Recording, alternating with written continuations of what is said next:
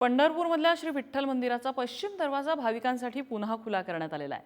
मंदिर परिसरात जतन आणि संवर्धनाच्या कामामुळे हा दरवाजा बंद ठेवण्यात आला होता। या दरवाजाच्या परिसरातलं काम हे पूर्ण झाल्यामुळे हा दरवाजा पुन्हा खुला करण्यात आलाय। दरवाजाचा उपयोग सुरू झाल्यामुळे मंदिराचं सौंदर्य अधिक खुलून दिसणार आहे। आढावा घेतला आमचे प्रतिनिधी माऊली डांगे यांनी। गेले अनेक दिवस झालं पंढरपूरच्या विठ्ठल आणि रुक्मिणी मातेच्या जतन आणि संवर्धनाचं काम सुरू असल्यामुळे पश्चिम द्वार जो होता तो आता बंद करण्यात आला होता। पण एकंदरीत पाहिलं तर जतन आणि संवर्धनाचं काम सुरू होतं।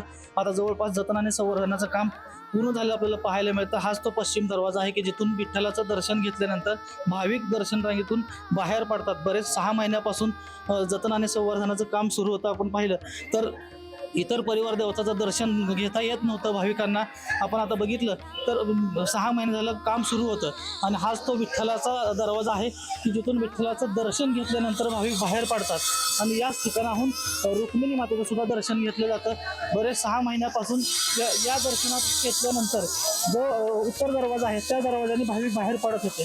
खरं तर परंपरेनुसार आपण पाहिलं तर बरेच दिवस झाले या जतन आणि संवर्धनाचं काम सुरू आहे, परंतु आता हे पूर्ण झालेले आहे आणि पश्चिम दरवाजाला दर्शन करून बाहेर पडताना आपल्याला भाविक पाहायला मिळते।